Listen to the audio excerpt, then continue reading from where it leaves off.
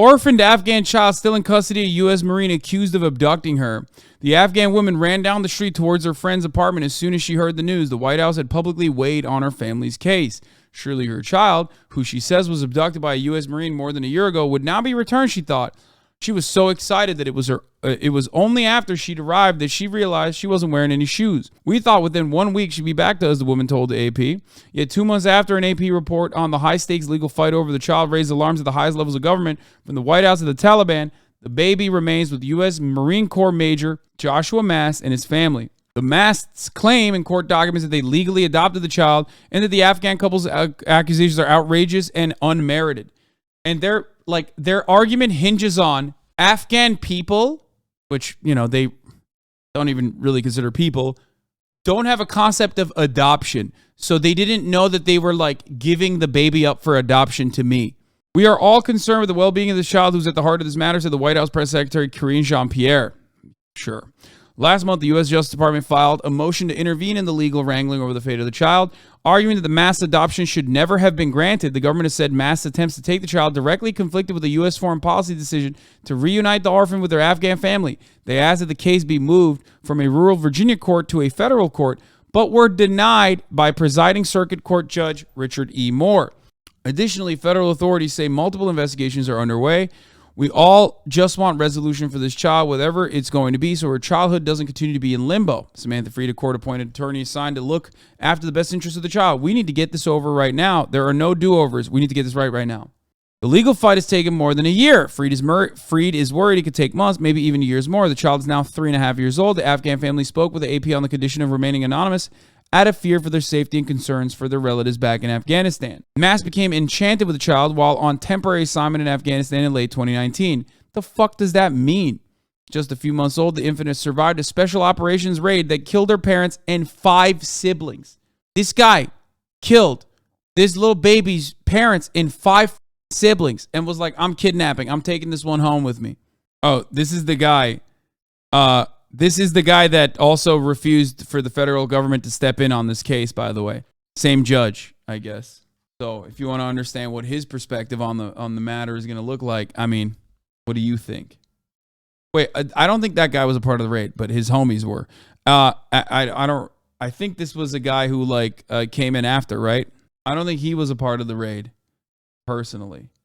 As she recovered from injuries in a U.S. military hospital, the Afghan government and International Committee of Red Cross identified her relatives and through meetings with the State Department arranged for their reunification. Child's cousin and his wife, young newlyweds without children yet on their own, wept when they first saw her, they said. Taking her in and raising her was the greatest honor of their lives. Yeah, it was a special forces raid, and then this Marine decided to adopt this baby. Well, not adopt, kidnap the baby. Let's use the correct term here. Nonetheless, Masts, in spite of orders from the military officials to stop intervening, was determined to take her home to the United States. He used his status in the military, appealed to political connections in the Trump administration, and convinced the small-town Virginia court to skip some of the usual safeguards that govern international adoptions. Finally, when the U.S. military withdrew from Afghanistan last summer, he helped the family get to the United States. After they arrived, they say, he took the baby from them at Fort Pickett, Virginia Army National Guard Base. They haven't seen her since and are suing to get her back. The family's accounts is that they wanted to, they claim that they gave the baby so that he could take medical care of her. The Afghan woman gave birth to a daughter just weeks after the girl they'd been raising was taken away from them. Every time they buy an outfit or a present for their daughter, they buy a second matching one for the child. They pray will come back to them soon. The Masts did not respond to repeated requests for an interview. Didn't they plan to toss her in the river, baby terrorist? Brother, that is literally, that's the CBS take. That's the Afghan forces that, are not exactly great, as we all know. That's the claim that the American forces made, saying that the Afghans on the joint conducted raid on this fucking compound decided to throw the baby in the river. This is way past that. Okay? Yeah, the baby had a skull fracture and second-degree burns from the attack. They used the damage that the attack that killed her family They used that as a reason to take her. 5 siblings dead, parents dead in the joint attack, okay? And then the people that killed the parents and that killed the 5 siblings turn around and go, oh, this baby, and injured the baby, okay? Decide, hey, we gotta heal this baby. And that's what they use to kidnap this child. In court filings, Masts says he acted admirably to bring the child to the United States and care for her with his wife. They say they've given her a loving home and have done nothing but ensure she receives the medical care she requires at a great personal expense and sacrifice. Masts celebrated his adoption of the child, whose Afghan family is Muslim, as an act of Christian faith. Oh my God, he's such a gross freak, dude. Whew. All of these legal proceedings are taking a foot of time, and I think this legal paperwork that they're throwing in the way of the Afghan family is a deliberate attempt to stall, because these are formative years for the child's development. After a certain point, after 7 years or whatever, or 5 years, then it's going to be too late. They're going to say, well, it's actually really up. This child has grown in the United States of America in this loving family and believes to be a part of this loving family. It is like unimaginably cruel. Unimaginably fucking cruel. The toddler's future is now said to be decided in a sealed, secret court case in rural Virginia. In the same courthouse that granted Masts custody, the federal government has described the custody order as unlawful, improper, deeply flawed, and incorrect, because it was based on a promise that Afghanistan would waive jurisdiction over the child, which never happened. The day Masts and his wife, Stephanie Masts, were granted final adoption, the child was 7,000 miles away with an Afghan couple who knew nothing about it. So an American court in Virginia, conducted by this judge who's like a racist piece of shit who decided the Confederate statues could not be moved. That racist dickhead decided thousands of miles away that, yes, you bald Mr. Mast have the right, the legal jurisdiction to kidnap this Afghan child. So then they brought the family to America. Whew.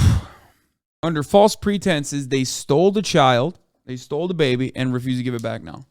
Now, considering the fact that the child's family, immediate relatives who do want to take care of her, are in the United States of America, perhaps unless Masts have something to do with that, I believe that they would probably also get them kicked off if they could, kicked out of the country if they could.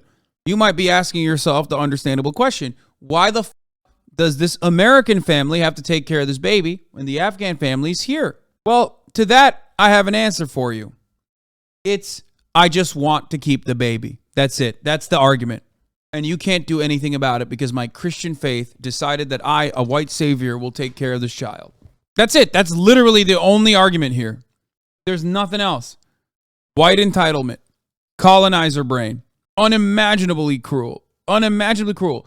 What is also additionally disgusting by CBS is that this is a 2-parter docuseries or investigation that they've conducted, and the investigation is being brought up like this fascinating phenomena with so much uncertainty.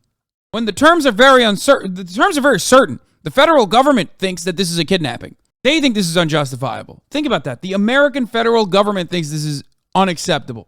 But CBS News doing everything they can to do agitated propaganda. That's how this shit works. Associated Press, our hearts are broken. We have no plans for a future without her. In messages reviewed by CBS News, the Afghan man told an interpreter that he felt, quote, betrayed by Mast. The couple also claims in court documents that the Mast fraudulently obtained a passport for the child. How do you respond to allegations that your family kidnapped the child?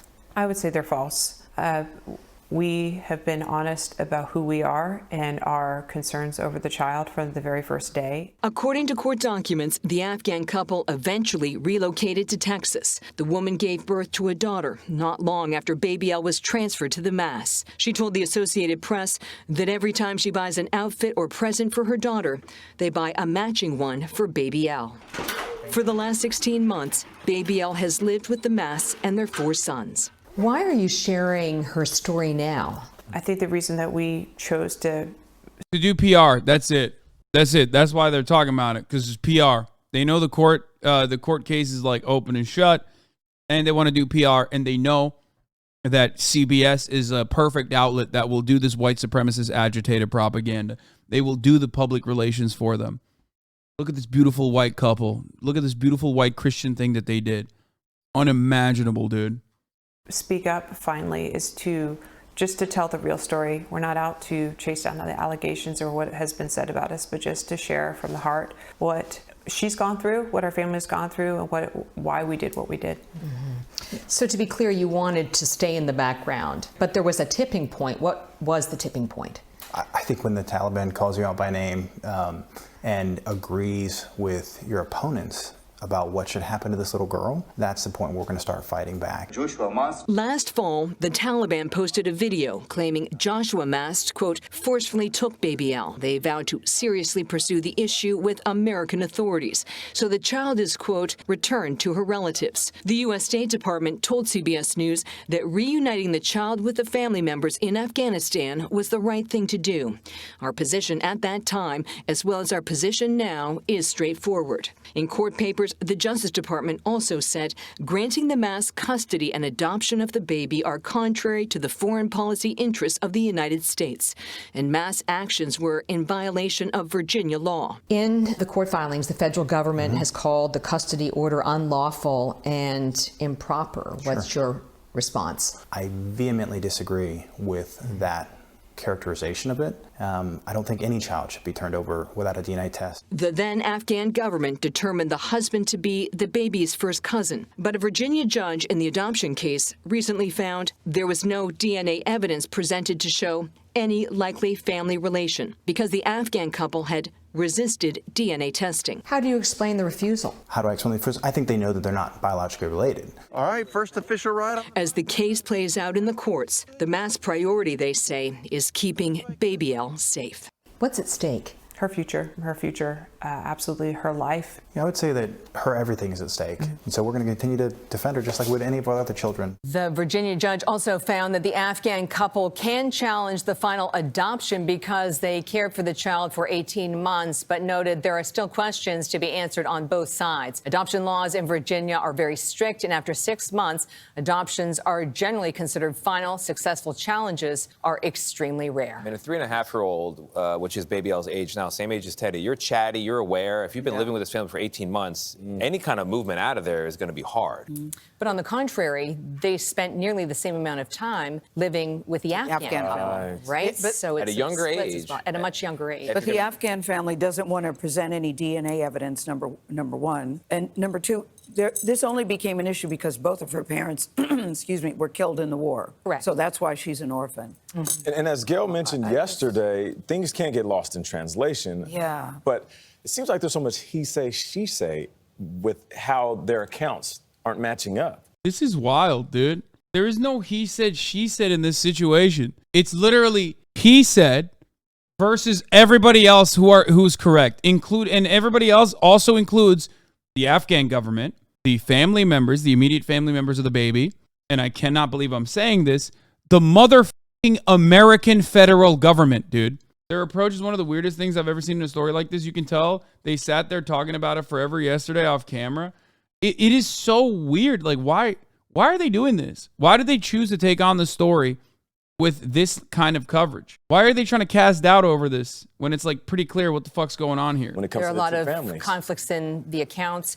We could be looking at state and federal trials within the next year and a half. Whatever the outcome, it's likely it could be appealed, so it's shaping up to be a years-long process. What I would say is that it's clear from our reporting that so many parties are invested in this child. Yeah. The Afghan Yeah. So many parties are invested. I mean, it's crazy.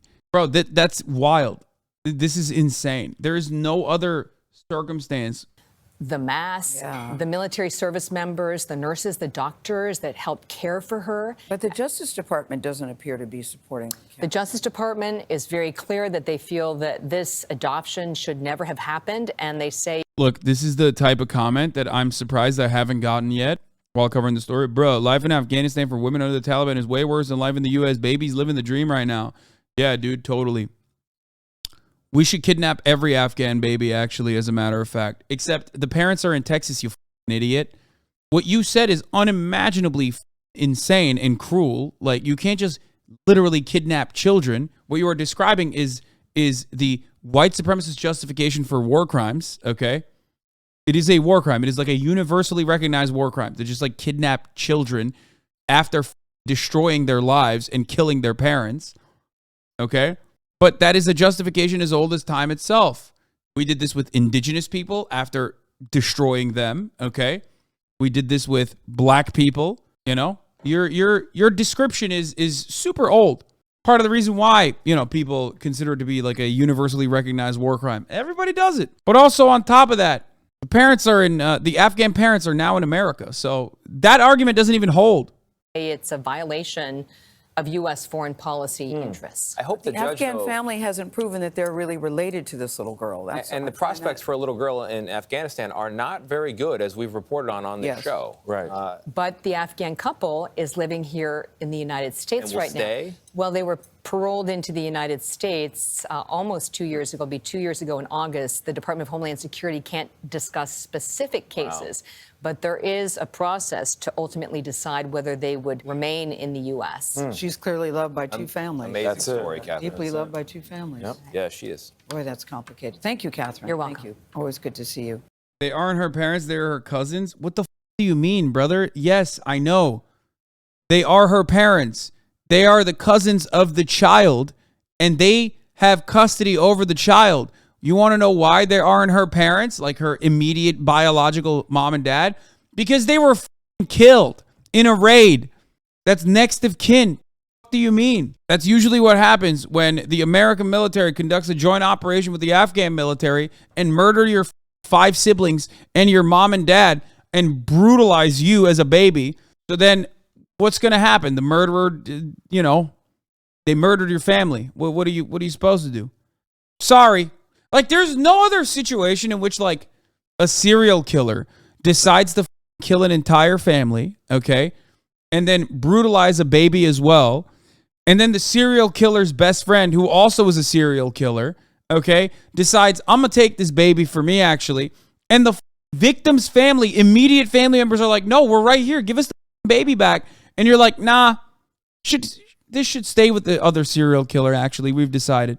Because a serial killer court thousands of miles away that loves serial killers decided to fucking give you the legal right and jurisdiction over this other child and allow you to kidnap it.